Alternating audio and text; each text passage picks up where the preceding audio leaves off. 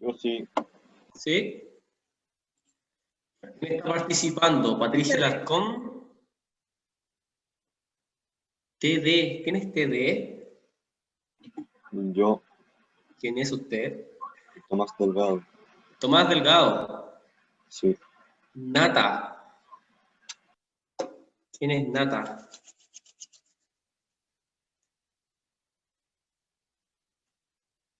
Hay que ser una espía. Ya, no sé cómo ha estado la participación del curso, pero parece que ha estado media bajita. ¿Qué les parece que comencemos? Más que nada, explicarles la guía, la última guía de básica de trabajar y ver si es que antes consultarles si pudieron entrar a la plataforma aula virtual, al soporte, cómo les fue con eso, ¿tienen alguna duda para entrar?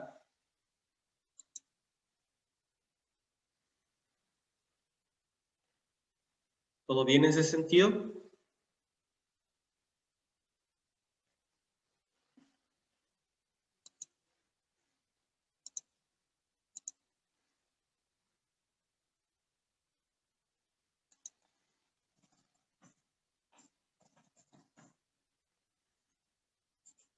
¿Todo bien? Ya. Bueno, por respeto a la hora, yo creo que debemos comenzar. Así no abusamos del tiempo. Tenemos programada la clase desde las 11:45 hasta las... Voy a verlo enseguida. Hasta la 1 vamos a estar juntos. ¿Bien?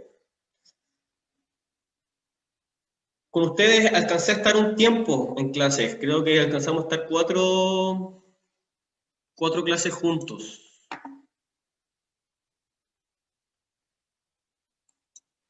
Así que ya me conocen. Estos contenidos que vamos a ver hoy día o la guía que principalmente es para ayudar que puedan contestarla tiene que ver con la última guía que entregué sobre la Revolución Francesa, edad contemporánea, el paso o el quiebre del antiguo régimen a este periodo contemporáneo. ¿Ya? Ahí está el título, el contenido, la Revolución Francesa, 13 puntos. El objetivo de aprendizaje de esta guía es que ustedes puedan identificar los principales hechos que dan paso al quiebre del antiguo régimen, producto de la Revolución Francesa. ¿Ya? Para poder llegar a este objetivo, que es identificar los principales hechos, vamos a trabajar con estos cuatro, con identificar, con observar, aplicar e investigar. Con esos cuatro objetivos vamos a poder desarrollar de mejor manera, o vamos a poder entender de mejor manera, cuáles van a ser los principales hechos que van a dar paso al de edad contemporánea provocado por esta Revolución Francesa. ¿Bien? Antes de comenzar, es importante que tengan claro cuáles son los primeros pasos de esta revolución. ¿Y qué se entiende por revolución? También es importante lo que debiésemos preguntarnos. ¿Qué es una revolución? ¿Por qué es importante ver una revolución? Bueno, principalmente la revolución tiene que ver con cambios abruptos, con quiebres, con estos acontecimientos que generan de que la normalidad se quiebre y se dé paso a un nuevo paso. Bien, en Francia de 1789 se va a vivir una revolución principalmente por vivir cambios políticos relacionados al poder del rey y la autoridad que tenía este rey contra los otros estamentos de la sociedad. ¿Ya? Entonces, los primeros pasos para la revolución es importante tener claro que la Revolución Francesa fue el desenlace, o sea, el final de una serie de factores. Cuando hablamos de factores nos estamos refiriendo a causas, o sea, al porqué, que contribuyeron a ir creando un clima de descontento político, económico y social con el régimen establecido, el cual no solo parecía ser incapaz de responder a las aspiraciones, deseos, de una burguesía cada vez más poderosa, sino que incluso fue presentado como la causa de la crisis en Francia. ¿Bien? ¿Hay palabras clave acá para poder comprender este párrafo? Sí. ¿Cuáles serían estas? Primero, la revolución, ¿cierto? Luego tenemos los factores o las causas. Tenemos también el descontento político, económico y social. Y por último tenemos las aspiraciones de una burguesía cada vez más poderosa, que presentó la causa de la crisis en Francia. ¿Bien? ¿Quiénes son los burgueses? También debiésemos preguntarnos. La burguesía tiene que ver con un sector social, principalmente actores sociales, que van a nacer en los burgos. ¿Cuáles son los burgos? Los burgos son las ciudades de la Edad Media. Bien, son las ciudades de la Edad Media. Entonces los burgueses son los hijos de los burgos, que están conformados principalmente por comerciantes, por artesanos, por profesionales, quienes van a aparecer dentro de los estamentos sociales de la Edad Media, como nuevos actores sociales. Tenemos a la nobleza, al clero y al campesinado que conformaban a la sociedad de la Edad Media. ¿Ya? Pero para 1700 van a aparecer nuevos actores sociales denominados los burgueses o la burguesía. ¿Ya? Sigamos leyendo el texto. Finalmente, la situación financiera del Estado se tornó desesperada, de modo que el gobierno se vio frente a la bancarrota, o sea, frente a la ruina. Las 3/4 partes del presupuesto estaban dedicadas a los gastos de la corte, a los gastos militares y al pago de la deuda pública. Fracasaron los intentos de obligar a los estamentos privilegiados a pagar imposiciones, esto quiere decir impuestos. Luis XVI, quien era el rey de la época, consistió en convocar para el año 1789 a los Estados Generales que por última vez se habían reunido en 1614. Entonces, ¿qué estaba pasando en Francia? Francia entraba en una crisis financiera producto de las malas cosechas, el Estado se declara en bancarrota, o sea, en ruina, y principalmente los estamentos privilegiados, o sea, la nobleza y el clero, se niegan a pagar impuestos, lo cual va a llevar al fuerte descontento del campesinado y de los burgueses, quienes exigen que estos dos altos estamentos deban pagar impuestos. ¿Ya? Luego tenemos los estados generales, en su forma tradicional, se componían de 3 órdenes, uno por cada estado. Cada orden tenía 300 miembros que se reunían para discutir y votar sus asuntos, pero cada orden en su conjunto tenía un solo voto. En mayo de 1789, los estados generales se reunieron con gran pompa en Versalles. Por última vez, la sociedad del antiguo régimen se presentó en todo su esplendor, pero inmediatamente surgieron los conflictos. El tercer estado insistió en que los 3 órdenes debían constituir una sola asamblea y que los votos debían ser por cabeza y no por estamento. Finalmente, los representantes del tercer estado, reforzados por algunos miembros del clero y de la nobleza, declararon que ellos constituían la Asamblea Nacional que representaba a la nación soberana, pero vamos a marcar con negrito, representaba a la nación soberana. Reunidos en la sala de juego de pelota del 20 de junio de 1789, juraron no disolverse hasta no haber dado a Francia una nueva constitución. ¿Bien? Entonces, en mayo de 1789, los estados generales se reunieron en Versalles para poder discutir la sociedad del antiguo régimen y cómo estaba llevando a cabo esta crisis que estaba viviendo Francia. Luis XVI, quien era el rey de la época, cedió, o sea, delegó y ordenó al clero y a la nobleza integrarse a la Asamblea Nacional. ¿Bien? Cuando hablamos del clero, estamos hablando de la Iglesia Católica, principalmente formado por obispos, arzobispos, sacerdotes y párrocos. Y cuando hablamos de nobleza, estamos hablando de los vasallos, de los caballeros, del rey, de los miembros y consejeros del rey. ¿Ya? ¿Alguna pregunta, chiquillos, hasta el momento? ¿Se va entendiendo lo que estamos hablando? Sí, profe. ¿Todo bien? Sí. Ya, esto corresponde, vuelvo a repetir, a la guía número 2, o sea, la última guía que entregamos en historia. Ya, la idea es que hoy día, esta retroalimentación y con esta guía que estamos realizando, ustedes puedan desarrollarla de mejor manera, ¿bien? Vamos a seguir leyendo. Dice, mientras tanto había cundido el descontento entre los campesinos en las provincias y entre la gente pobre en las ciudades, el pueblo de la capital se levantó espontáneamente el 14 de julio de 1789 y tomó la Bastilla. Bien, esto lo vamos a marcar también con negro. El pueblo de la capital se levantó espontáneamente el 14 de junio de 1789 y tomó la Bastilla, antigua fortaleza y prisión en el centro de la ciudad. La Asamblea Nacional, alarmada por la furia desatada, tomó medidas decisivas. En la sesión del 4 de agosto de 1789, fueron abolidos todos los privilegios de la nobleza y el clero y los demás derechos feudales. El antiguo régimen dejó de existir. Esto es importante destacar, ¿por qué? Porque en la Edad Media era muy importante el papel estamental que uno conformaba en la sociedad.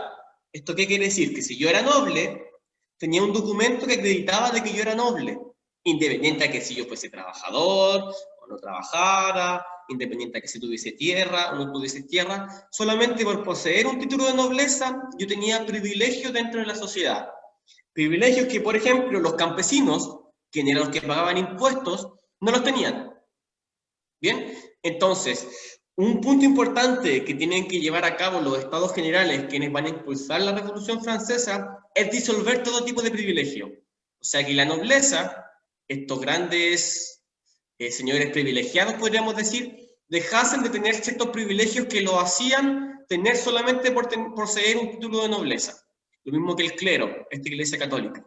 ¿Ya? Entonces, el 4 de agosto de 1789, te lo voy a marcar con amarillo, fueron abolidos, o sea, dejaron de existir todos los privilegios de la nobleza y del clero. ¿Bien?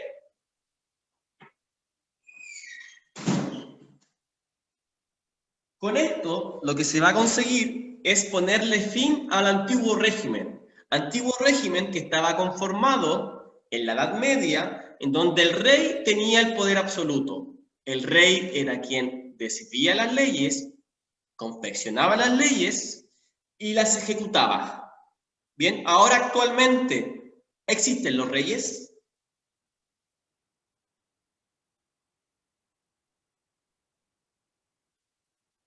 ¿Hay algún país en el mundo que tenga reyes?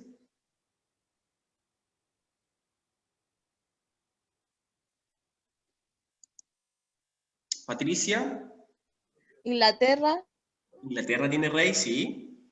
España, España también tiene rey. y eso po. Bélgica también tiene rey, Holanda tiene rey. Pero a diferencia de los reyes de la Edad Media, estos reyes ya no tienen poder absoluto.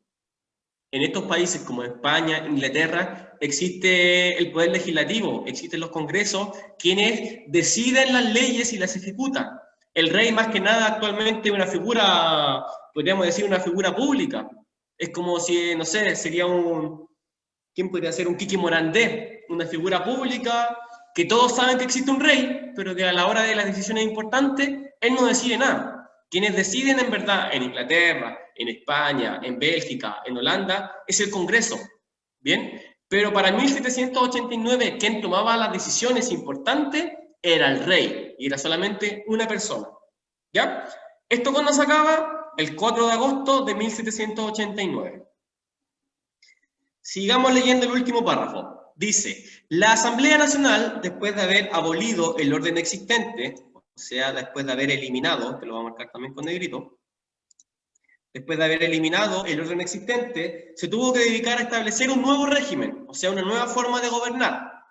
Como primera medida, definió los principios teóricos generales y promulgó la Declaración de los Derechos del Hombre y el Ciudadano. Bien, o sea, lo primero que se hizo fue promulgar los derechos del hombre y el ciudadano. Podríamos decir que esto es la antesala a los primeros derechos humanos que se van a creer en la historia. Pero aquí existe una palabra Segregadora podríamos decir que estamos dejando a alguien afuera. ¿A quién podríamos agregar aquí, por ejemplo? Están viendo la pantalla, ¿cierto? Además de los derechos del hombre, ¿qué falta por agregar acá?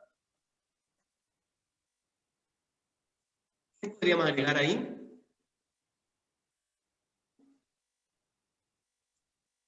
¿La especie humana se conforma solamente por hombres?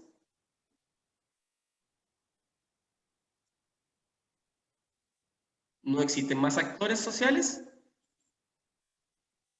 Profe, yo no escuché la pregunta porque estaba ocupada. ¿Me la puede volver a repetir, por favor? Ya, la vuelvo a repetir, Patricia. La Declaración Nacional, después de haber abolido el orden existente, establece los principios teóricos generales y promulga la Declaración de los Derechos del Hombre y el Ciudadano, ¿cierto? Yo lo que acabo de preguntar es que aquí falta alguien. ¿Quién sería ese alguien? La mujer. La mujer, ¿o no? Si bien se logra una igualdad ante la ley, esa igualdad es solo para los hombres, no para las mujeres. Bien, si bien hablamos de que estos son los primeros derechos humanos que se van a crear en la historia, estos derechos humanos ya son segregadores, ya hablan solamente del hombre y no de la mujer. Bien, es importante que tengan eso claro. O sea, lamentablemente la historia siempre ha olvidado el rol de la mujer dentro de la historia, siendo un papel sumamente importante el rol de la mujer. O sea, para que estemos los hombres en la vida, tiene que haber mujer, como primer punto base dentro de la biología. ¿Ya? Sigamos. Este documento recoge las ideas de la Ilustración y estipula, o sea, concreta, que el gobierno debe basarse en los principios fundamentales de la libertad e igualdad. ¿Por qué? Porque antes de 1789, los únicos que tenían voz y voto para participar de la política era el alto clero y la nobleza. Bien, grupos bastante minoritarios en comparación al tercer estado, que estaba conformado por campesinos, por burgueses, quienes conformaban el 97% de la población total. Si lo pensamos de una manera más amplia, podríamos decir que esto se parece mucho al Chile actual.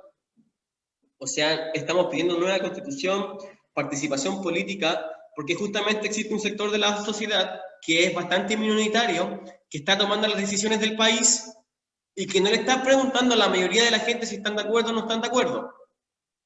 Para 1789, justamente lo que se llevó a cabo fue de que la ciudadanía en su totalidad, o sea, este 97% que conformaba la sociedad francesa, salió a la calle a exigir libertad e igualdad. ¿Se logró? Sí, pero no fue de manera democrática ni por voto, fue de manera bastante violenta. Entonces aquí debiésemos cuestionarnos y preguntarnos, ¿la violencia es la única vía para llegar a soluciones? ¿La democracia No. es válida? Esos son cuestionamientos que debiésemos hacernos. ¿La violencia es la única vía? ¿La democracia funciona? ¿Ya? Luego de haber leído el texto, vamos a ir a las preguntas. Y aquí lo importante es que participen para que cuando ustedes hagan su guía, o los que le hicieron puedan ver en qué se equivocaron, exista participación. Bien, dice, ítem número 1, y dice, observa atentamente la siguiente imagen y responde, ¿de qué modo esta refleja la desigualdad social existente en Francia? ¿Se ve bien la imagen ahí, chiquillos? Sí, se ve bien. ¿Se ve bien? Tomás, ¿qué es lo que puedes ver en la imagen? A grandes rasgos.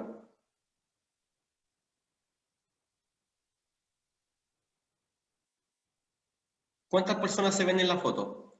Perdón, en la imagen. 3. 3. 3. 3, ¿o no? ¿Cómo están en la imagen? Como que todos muestran al obrero.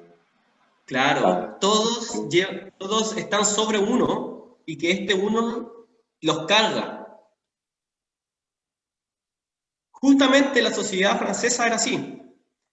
Estas dos personas que se ven arriba del caballero representan a los dos grandes estamentos que no pagaban tributo, o sea, que no pagaban impuestos, que no trabajaban, que eran los nobles y el clero, o sea, la iglesia. Este caballero que lo sostiene justamente el campesino, el obrero, quien sostiene a los dos estamentos quienes no trabajan. Entonces, ¿qué podríamos decir acá? Lo voy a escribir para ver qué les parece. La imagen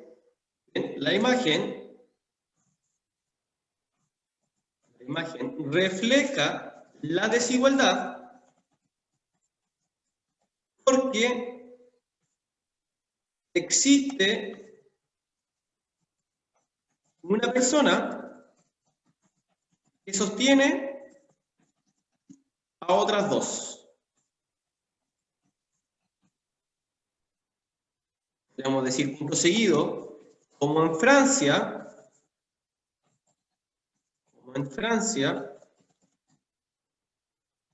en donde es el campesinado y los burgueses que mantienen a la nobleza y al clero. ¿Bien? Entonces podríamos decir que esta imagen lo que refleja es la desigualdad producto de que son los campesinos y burgueses, que sería este caballero, quienes mantienen en sus hombros a la nobleza y al clero. Esto no lo estoy inventando, esto es lo que yo puedo inferir en base a la imagen y a lo que está acá. ¿Ya? ¿Se entiende, chiquillos, chiquillas?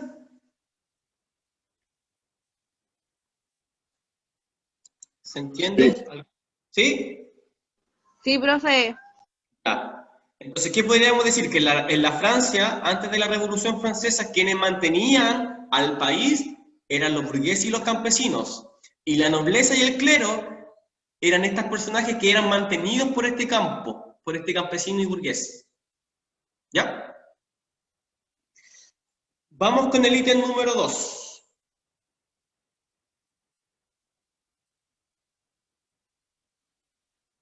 Lea atentamente la explicación de los conceptos que se presentan a continuación y aplíquelos creando una frase relacionada con la materia para cada uno de ellos.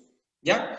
Tenemos el primer concepto, bancarrota, que significa ruina, fracaso, hundimiento económico.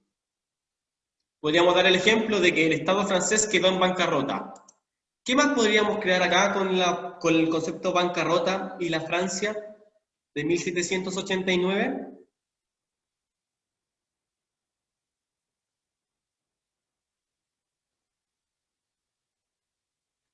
¿Qué frase podríamos crear?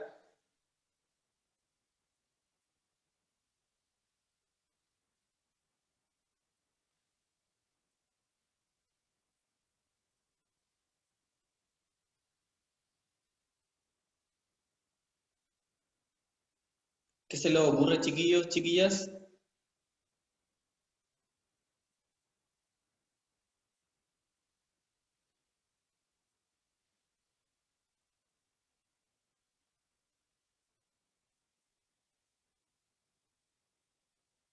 ¿Se les ocurre algo?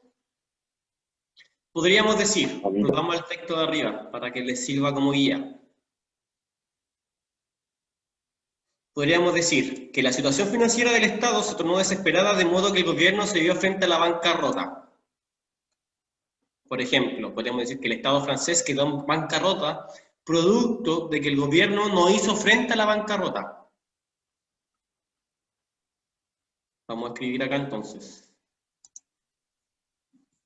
El Estado francés no dio frente a la situación de crisis que vivía el país. ¿Bien? ¿Estamos de acuerdo? ¿Sí? ¿No? ¿Más o menos? Sí. Ya. Sigamos entonces. Concepto número 2. Estamentos privilegiados. Esto tiene que ver con el grupo de la sociedad que gozan de algunos privilegios concretos reconocidos, En las antiguas monarquías, estos grupos eran dos, el formado por los miembros de la nobleza y el clero, pues, a diferencia del resto de la nación, ellos no debían pagar impuestos. ¿Qué podríamos decir del estamento privilegiado? Volvamos a la imagen. ¿Qué se le ocurre? Patricia, Tomás, Moisés.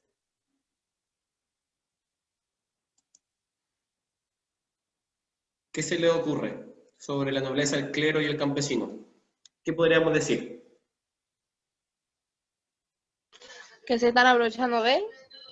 Ya, podríamos decir entonces que la nobleza, lo voy a escribir ya, Patricia. Podemos decir que la nobleza y el clero se aprovechan del trabajo del campesinado. Entonces, los estamentos privilegiados que estarían conformados por la nobleza y el clero se aprovechan del trabajo del campesinado, como muestra la imagen, ¿o no? ¿No será medio aprovechamiento que este caballero lleva a dos personas sobre sus hombros, siendo que ambos tienen pies para caminar? Sí. ¿Sí o no? Vamos con el tercer concepto. Antiguo régimen. Dice, monarquía absoluta que concentra todos los poderes del Estado y en la que un grupo pequeño de ciudadanos privilegiados concentran los derechos políticos y los privilegios económicos. Vuelvo a leer. Monarquía absoluta que concentra todos los poderes del Estado y en la que un pequeño grupo de ciudadanos privilegiados concentran los derechos políticos y los privilegios económicos. ¿Qué decía el texto sobre el antiguo régimen? Busquémoslo. Aquí está. Antiguo régimen. Se presentó en todo su esplendor, pero inmediatamente surgieron los conflictos. Vamos a marcarlo acá.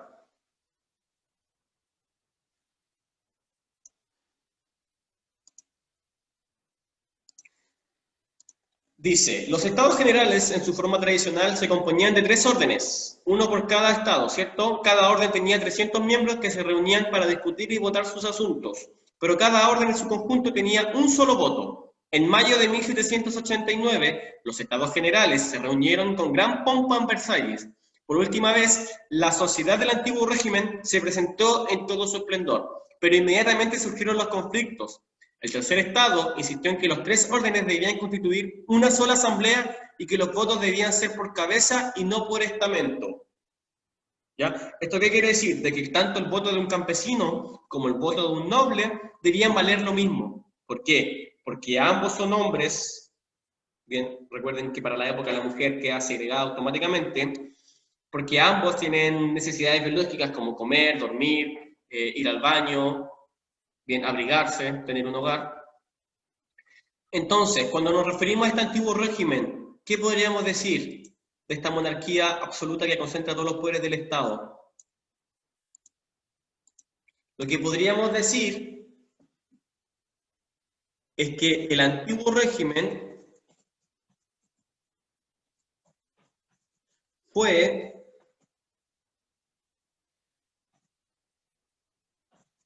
la forma de gobierno que se caracterizó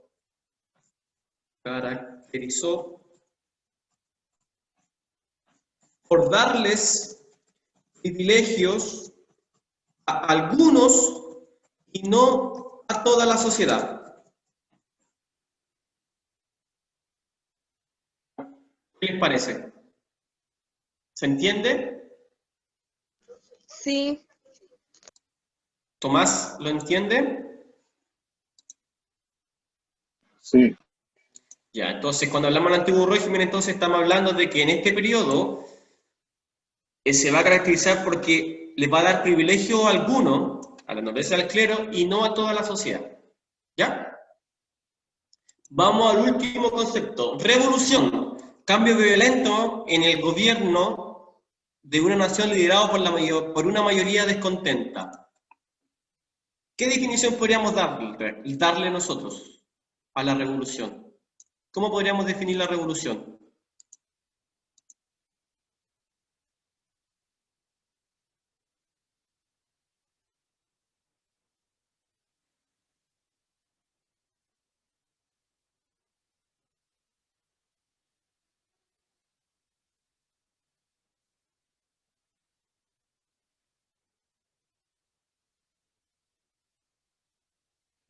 ¿Cómo podríamos definir la revolución?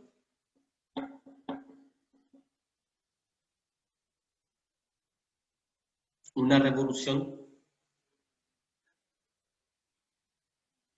Veamos lo que dice el texto de revolución. ¿Está la palabra revolución por aquí o no?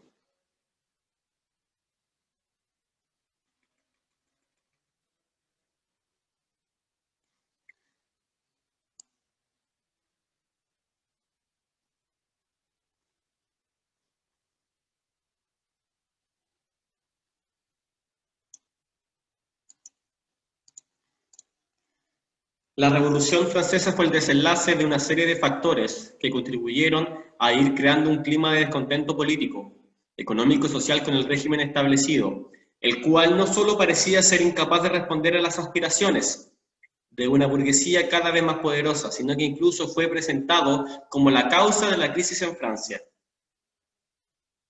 ¿Qué podíamos responder entonces aquí con revolución? ¿Qué oración se les ocurre?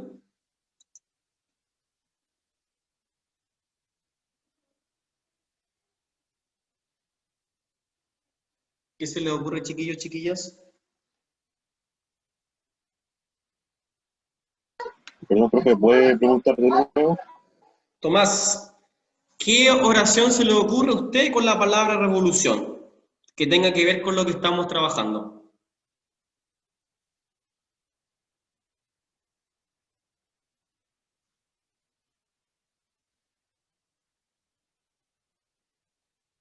Patricia, ¿a usted se le ocurre algo también?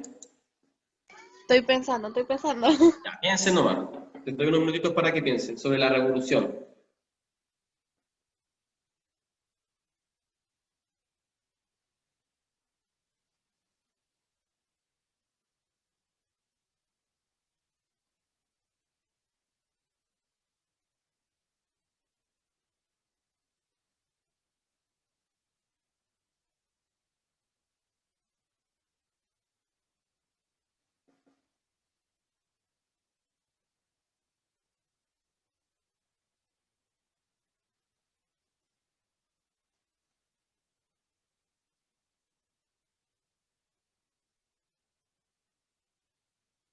¿Se les ocurre?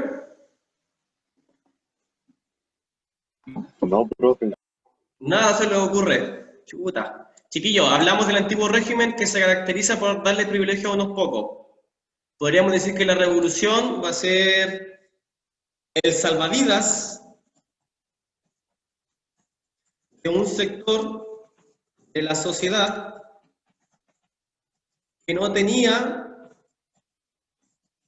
voz ni voto. O sea, la revolución va a ser el arma que va a tener la burguesía con el campesinado para ser escuchado.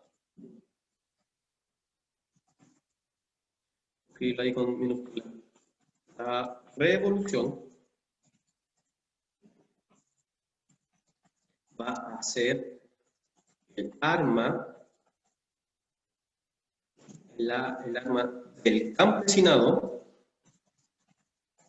y la burguesía para hacer valer sus derechos sobre la nobleza y el clero. ¿Entienden, chiquillos? Patricia, Tomás. Sí. Sí, profe. ¿Van tomando nota? Sí. ¿Hicieron esta guía? Sí. ¿Sí? Yo aún no. Ya, pues aquí le estoy dando la mayoría de las respuestas, pues Tomás, así que aproveche. Sí. ¿Ya? Hasta el momento, Patricia, ¿se equivocó mucho? No. ¿No? No. Tomás, ¿vas entendiendo? ¿Te va quedando claro? Sí. ¿Sí? Ya, vamos entonces al último ítem. Vamos a ir al último ítem relacionado a dos personajes que son importantes para esta Revolución Francesa. ¿Bien? El ítem número 3 dice de la siguiente forma. Vamos a marcarlo con negro para que lo puedan leer mejor. Dice, a continuación presentamos a algunos de los protagonistas de la Revolución Francesa. Para cada uno de ellos, indique quiénes fueron y el por qué tuvieron un rol destacado dentro de este proceso. ¿Ya? Tenemos a Luis XVI y tenemos a Maximiliano Robespierre. ¿Bien?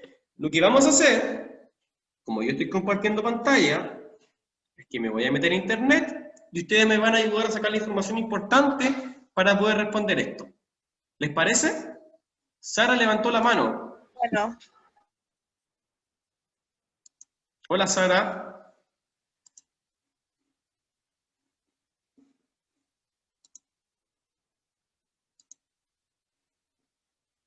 Ya. Les voy a compartir el internet entonces. ¿Pueden ver la pantalla? Sí. sí, Ya, entonces vamos a escribir aquí entonces a Luis X de corta, palito. Nos vamos a ir a Wikipedia, ¿les parece? Tienen que ir tomando apuntes, chiquillos, ¿bien? Para que vayamos respondiendo. Recuerden que la pregunta es ¿quién fue y por qué tuvo un rol destacado? ¿Ya? ¿Quién fue Luis XVI y por qué tuvo un rol importante?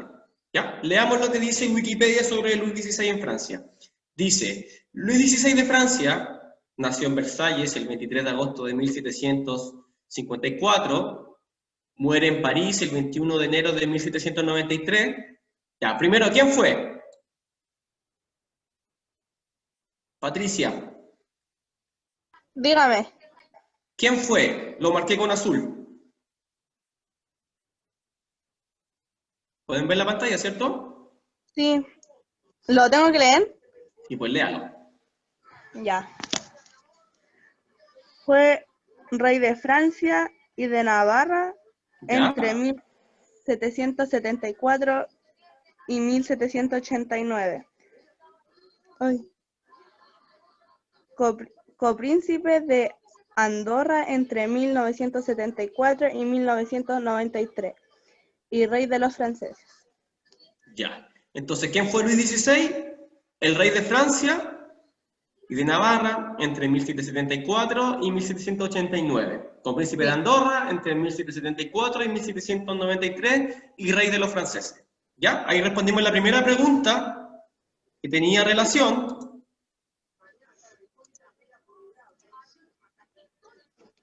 ¿De quién fue? Vamos a colocar acá entonces. Fue rey de Francia entre ¿se acuerda el año? En 1776, si no me equivoco. 74. 74. Y 1789. Ahí está el quién fue. Ahora, ¿por qué? ¿Por qué tuvo un rol destacado? Vamos a volver acá entonces. Y vamos a seguir leyendo. Dice, su llegada al trono hizo pensar en grandes reformas del Estado, pero su falta de carácter, las intrigas de su corte y la oposición de los nobles le impidieron llevar a cabo las medidas oportunas. En cuanto a política exterior, tuvo más éxito, debilitando a Gran Bretaña y manteniendo la paz de Europa. Para evitar la bancarrota del país, sus ministros, Turgot, Necker y Calonne, intentaron en 6 ocasiones, 1774, el 76, el 81 y 4 en el 87, realizar profundas reformas estructurales y fiscales estableciendo, entre otras medidas, un impuesto equitativo que sustituyera a la talla heredada del feudalismo. La nobleza de toga, del Parlamento de París y la Corte de Versalles se negaron a tales reformas, haciendo al rey tener que presentar sus propuestas ante una asamblea de notables y más tarde ante los estados. Tomás, con lo que acabamos de leer, ¿nos dice la importancia de él en la Revolución Francesa?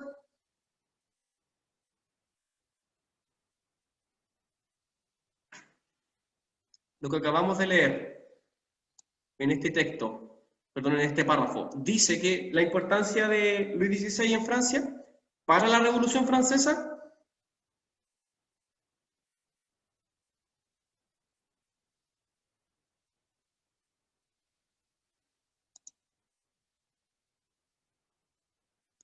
Sara, Patricia.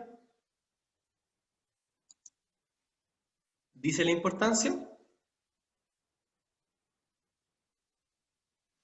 En ningún momento nombra la Revolución Francesa. Por lo tanto, no. ¿Ya? Sigamos leyendo. En los Estados Generales de 1789, el tercer estado, al que no se le concedió el voto por persona que solicitaba, se autoproclamó Asamblea Nacional, jurando no disolverse hasta dar una constitución a Francia.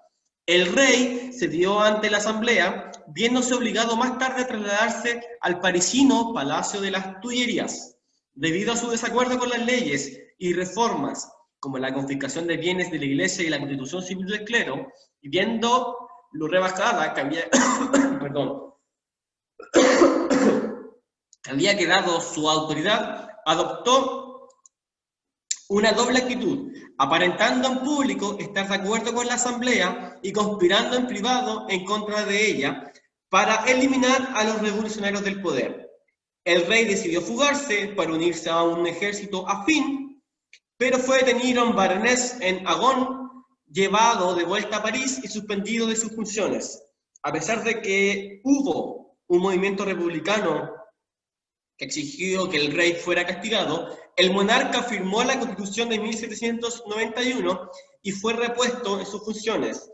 En un asalto a las Tullerías, el 10 de agosto, fue arrestado, puesto a disposición de la nueva Convención Nacional y procesado. Fue guillotinado el 21 de enero de 1793. Entonces, ¿cuál es la importancia o el rol que va a jugar Luis XVI en Francia para la Revolución Francesa? ¿Podríamos decir que es porque se decide fugarse?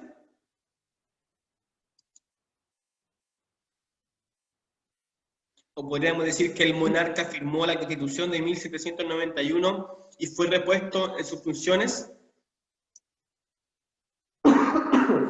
Y eso está como un poco mejor. Eso habla de justamente lo que él hizo hacia la revolución. Justamente lo que él logró, no por voluntad divina, sino por la presión que ejerció la ciudadanía, es que firmara la Constitución de 1791, y esto estableció de que él fuera repuesto o expulsado del cargo de rey. ¿Quién va a ser el que va a asumir el mando? Va a ser la Convención Nacional en sustitución de la Asamblea Nacional. ¿Bien? Entonces, ¿cómo podríamos responder? Voy a volver a la otra página, a la guía. Acá. Podríamos decir entonces que firmó la Constitución de 1791, ¿cierto? Fue expulsado del cargo de rey y reemplazado por una asamblea constituyente. ¿Bien? Entonces, ¿por qué es tan importante este caballero, Luis XVI? Primero que nada porque era el rey de la época. Él era el cabrón, de alguna forma, quien tenía el poder absoluto para 1789. Él va a firmar la Constitución de 1791 no porque quisiera, sino que principalmente por la presión que van a establecer tanto los burgueses como también el campesinado. ¿Ya? Patricia, Tomás, ¿les queda claro? Sí, a mí sí. ¿Sí? ¿Les queda claro? Sí, profesor. Ya, vamos al siguiente personaje que aparece. Maximiliano. Un poquito acá.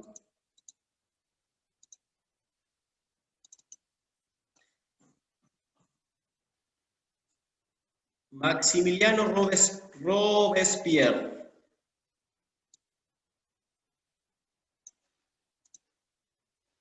¿Se dieron cuenta de que ambos ocupan peluca blanca? Sí. ¿Han visto películas de la época donde aparecen estos personajes con peluca blanca? ¿Por qué se le ocurre que ocupan estas pelucas blancas? Porque son pelucas, o sea, no es su pelo verdadero. Algo debiese representar esta peluca blanca.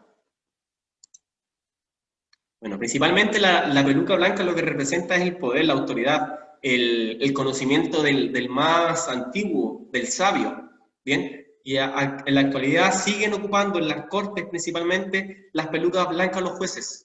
Pasó al Poder Judicial, ¿bien?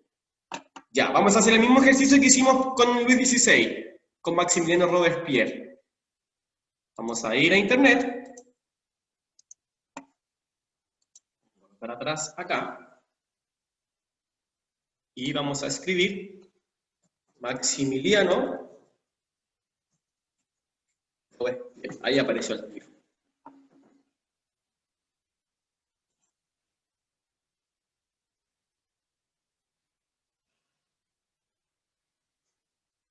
Que cargue. Hasta el momento, chiquillo, ¿alguna duda, consulta, crítica, queja? ¿Vamos muy rápido, muy lento? No, profe, vamos bien. ¿Todo bien? Sí. Ya, vamos a leer entonces. Maximilien Robespierre.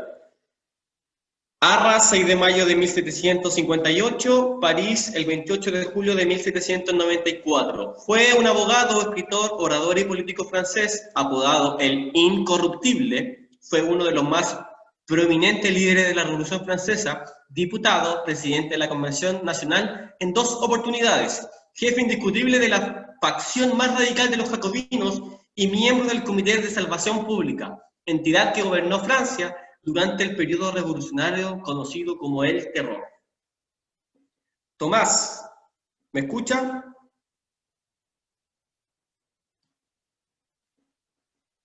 ¿Estás por ahí, Tomás?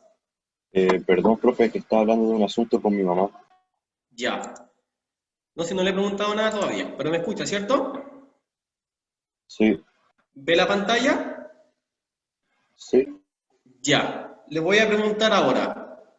En base a lo que acabamos de leer y que estoy marcando con azul, ¿quién podríamos decir que fue Maximiliano Robespierre? Gobernante de Francia. ¿Gobernante de Francia? Un abogado. ¿Ya? ¿Qué más? ¿Solo abogado? Escritor y orador político francés. Ya. ¿Y qué tiene que ver eso con la Revolución Francesa? ¿Nos importa de que él haya sido orador, escritor y abogado para la Revolución Francesa, que es lo que estamos viendo nosotros? También era escritor. ¿Qué crees tú, Tomás? ¿Es importante para la Revolución Francesa lo que tú dijiste de que él era abogado, escritor, orador y político francés?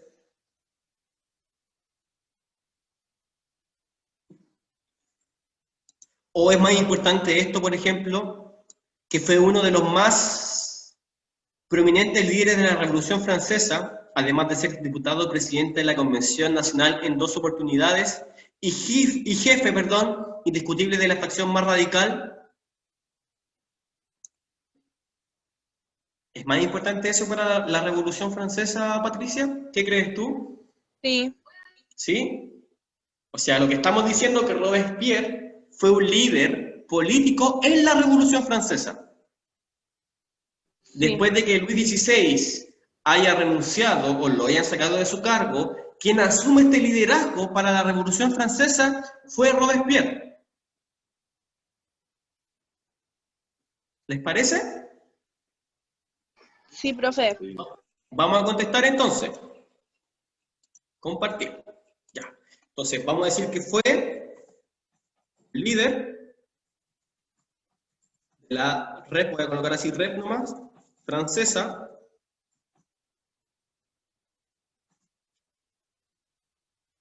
indiscutible, y también que lideró al grupo más radical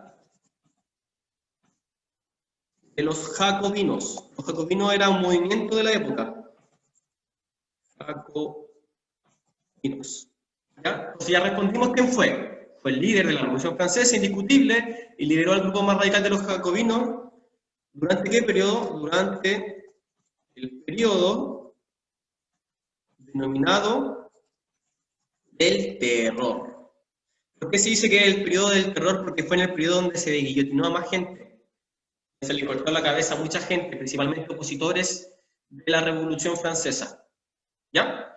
¿Qué nos falta responder? ¿Y por qué tuvieron un rol destacado dentro de este proceso? Vamos al texto nuevamente, ¿ya? Maximiliano Robespierre, compartir. Sigamos leyendo. Dice, Robespierre, vamos aquí en el segundo párrafo, no lo voy a marcar antes, dice, Robespierre, jurista de profesión, inició su carrera como juez penal de los 16 de Arras, además de ejercer como defensor legal, especialmente de los sectores más desposeídos, lo cual, junto con sus entonces fuerte oposición a la pena de muerte y la notoriedad que acumuló como escritor, lo convirtieron en uno de los más notorios abogados de Arras. Su fama pronto lo llevó a la política, resultando electo diputado por el tercer estado en los Estados Generales de 1789. Encarrilándose desde entonces hacia un rápido ascenso político, hasta alcanzar la presidencia de la Convención Nacional y transformarse en uno de los más poderosos líderes de la Revolución. ¿Nos ayuda esto para responder la pregunta sobre su rol importante? Yo creo que sí. ¿En qué sentido, Patricia y Tomás? ¿Qué sacaríamos de este párrafo que nos puede ayudar a responder nuestra pregunta?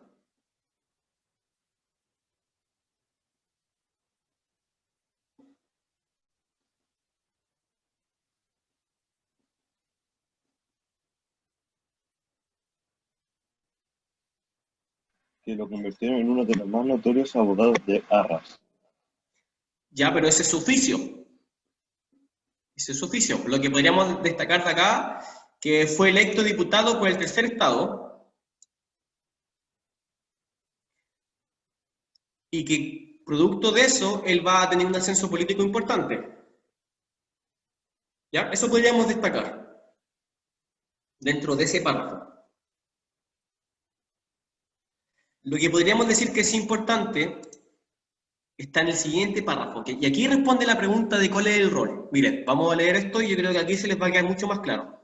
Dice, en 1793 y 1794, el Comité de Salvación Pública lideró el denominado Reino del Terror, casi en el nombre que tenía, Reino del Terror, durante el cual gobernó Francia de forma autocrática, sumiendo al país en un periodo de persecuciones políticas, incertidumbre generalizada y continuas ejecuciones por traición, sedición, conspiración, entre muchos otros crímenes. Este periodo presentó a un Robespierre firme, autoritario y decidido a purificar a Francia de cualquier opositor a la Francia, llegando a justificar en su defensa el uso de la pena de muerte a la que tanto se había opuesto en el pasado. Entonces, ¿qué podríamos decir, queridos estudiantes?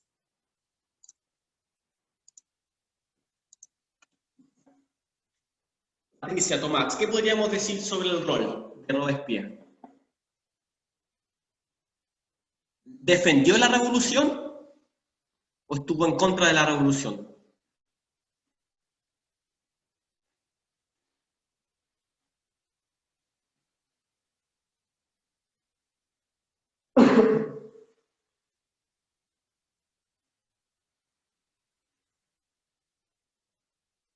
Robespierre, ¿defendió la revolución o estuvo en contra de la revolución?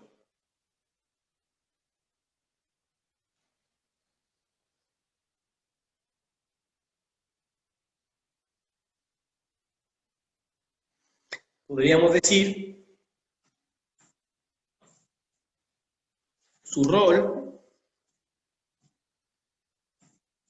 dentro de la Revolución Francesa fue la defensa del proceso revolucionario, el cual lo llevó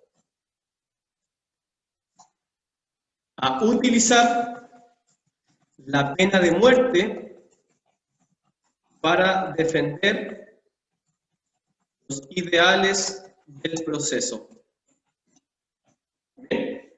O sea, el gran rol que tiene Robespierre para la Revolución Francesa es que él se convirtió en el principal defensor de esta, llevando a utilizar la pena de muerte, principalmente el guillotinazo, para defender este proceso.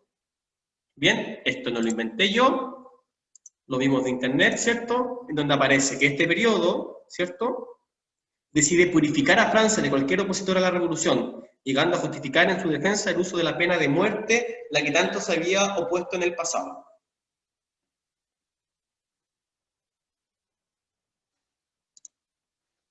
Bien. Chiquillos, preguntas, dudas, consultas. ¿Se entendió lo que hicimos? Tomás, ¿te sirvió?